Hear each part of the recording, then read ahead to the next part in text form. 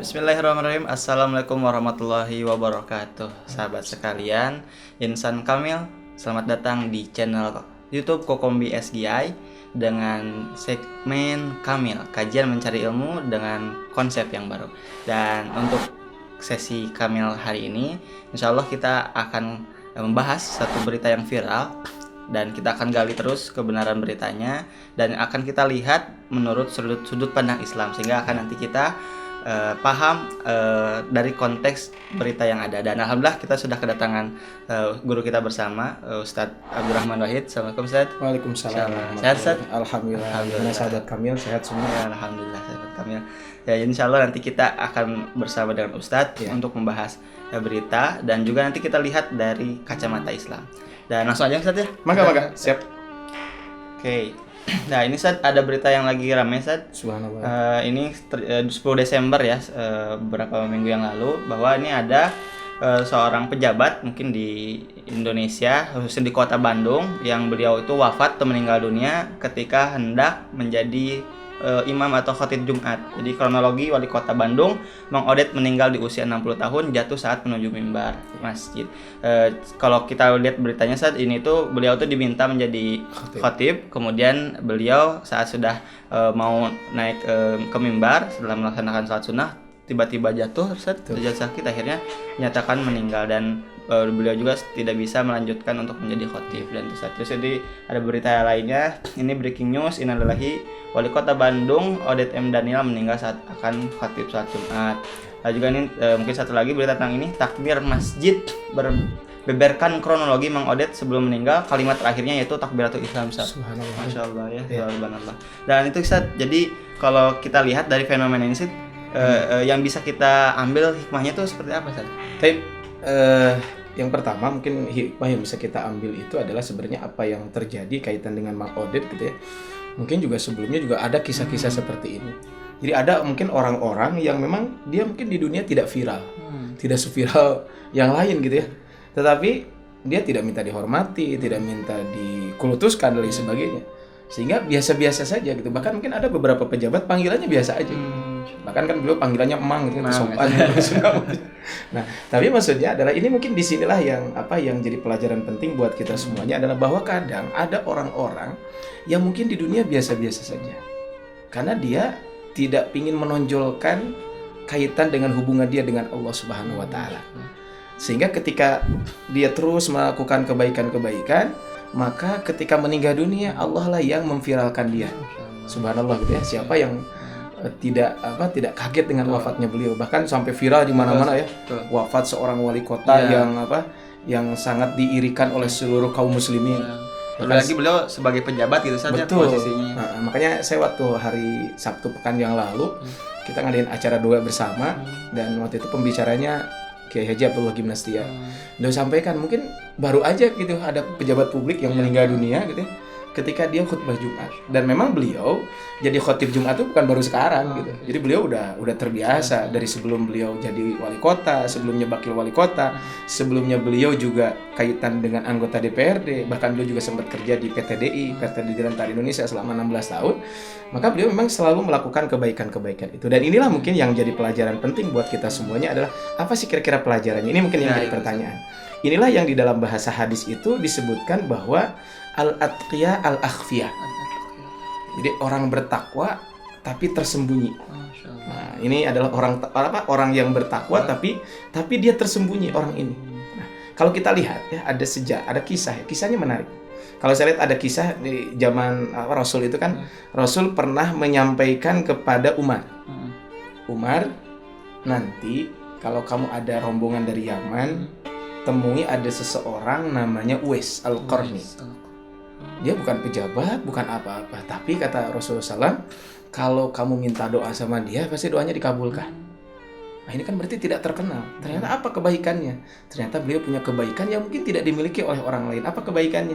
Kebaikan itu adalah beliau selalu menggendong dan berbuat baik kepada ibu. Bayangkan dari Yaman ke Mekah digendong ibunya.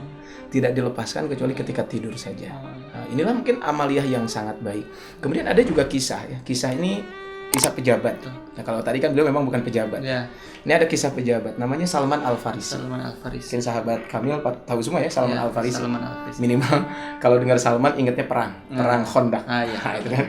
Nah, beliau ini kan ketika zaman Umar Ibn Khattab, beliau ini jadi gubernur di daerah Madain. Madain ya, di daerah Madain. Nah, ketika beliau jadi gubernur di daerah Madain ini, maka ada satu kejadian menarik dengan kisah beliau itu. Apa kejadiannya? Jadi di pasar beliau pakainya biasa aja.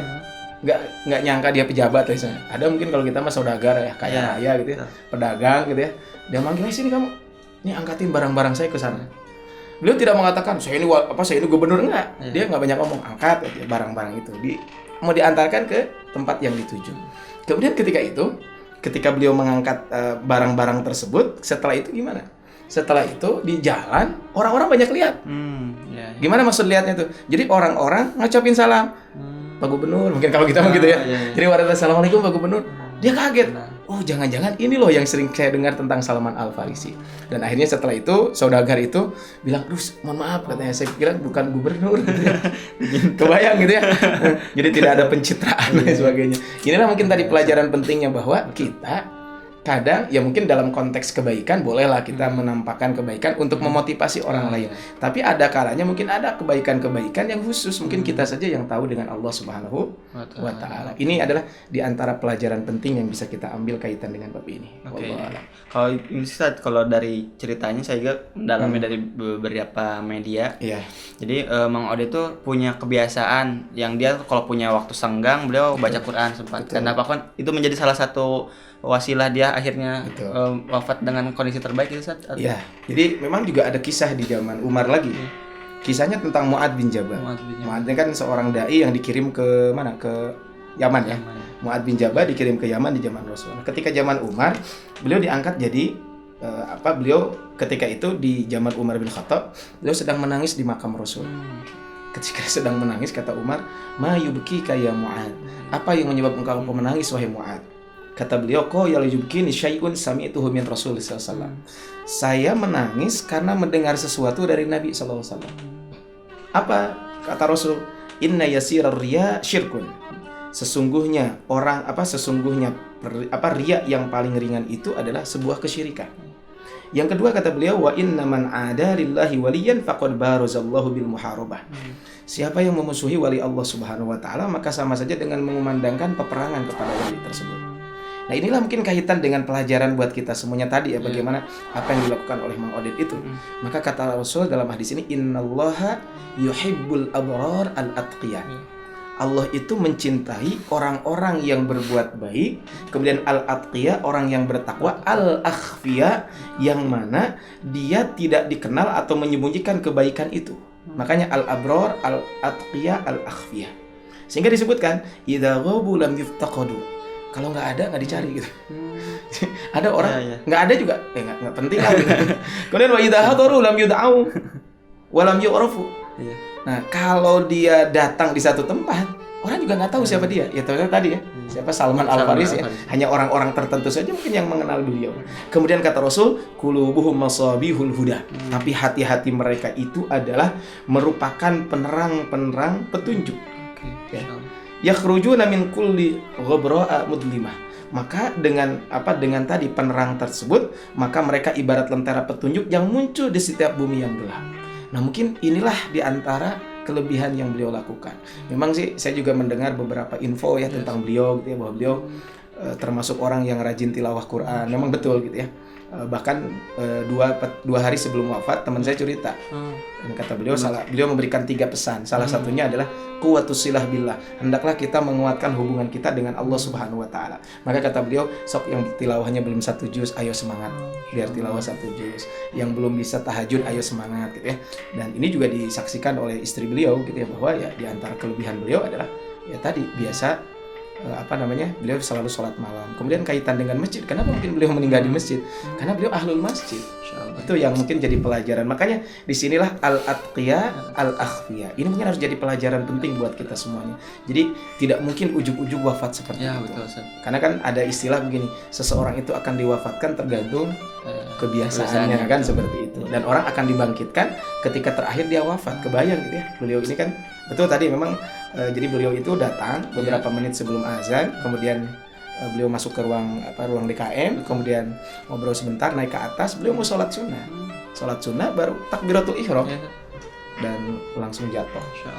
Jadi langsung jatuh dan dibawa, memang kata dokter sih wafatnya sih sebelum masuk ke rumah sakit sudah wafat. Tapi kan dokter tetap akan memaksimalkan ya ikhtiar basyarinya, usahanya bagaimana supaya supaya dipastikan beliau wafat atau tidak. Makanya kan setelah 10 menit kemudian baru dokter rumah sakit Muhammadiyah menyampaikan bahwa beliau wafat. Makanya ini tadi subhanallah gitu ya, sehingga banyak testimoni orang-orang yang ketika sudah meninggal.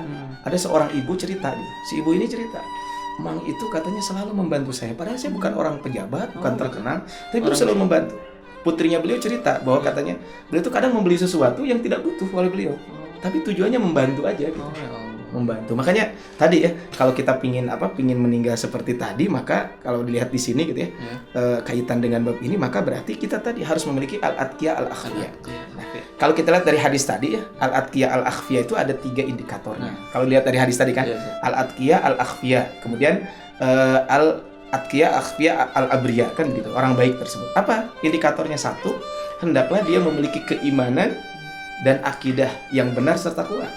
Ya, terlepas dari unsur kesyirikan. Makanya tadi inna yasirar riya syirkun. Ini paling berat ya. Paling berat gitu ya. Ya makanya beliau ini subhanallah gitu, ini saya ngobrol dengan beberapa teman-teman. Beliau tuh paling susah untuk dipoles lah. Kan orang mau pingin gitu ya jadi viral dari kata beliau, "Salah saya mah sakia ayana we gitunya."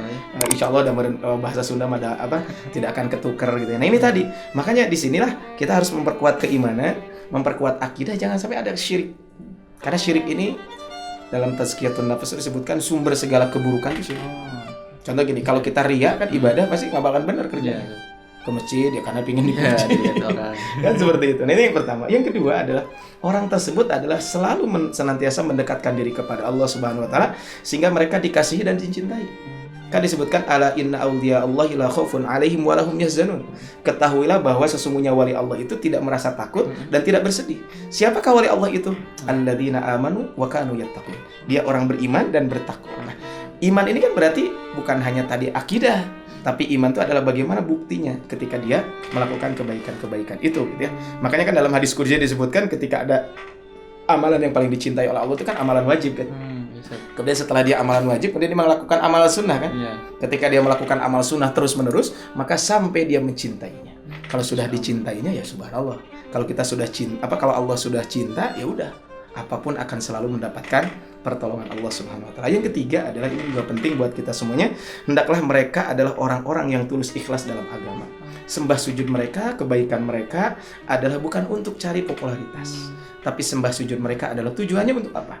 Untuk ibadah kepada Allah Subhanahu wa taala, sehingga tanpa pamrih dan tanpa ada motivasi lain yang bersifat duniawi. Inilah mungkin salah satu pesan beliau ya. Kata beliau kan, quwwatus silah billah. Hendaklah kita menguatkan hubungan kita dengan Allah. Kenapa menguatkan hubungan kita dengan Allah? Karena kalau kita hubungan kita dekat dengan Allah, insya Allah Allah akan mudahkan dalam melakukan kebaikan-kebaikan itu. Ya tentu beliau dengan namanya manusia tentu ada kekurangannya, tentu kita memaafkan beliau. Tapi mungkin tadi pelajarannya adalah ternyata inilah yang disampaikan oleh Rasul.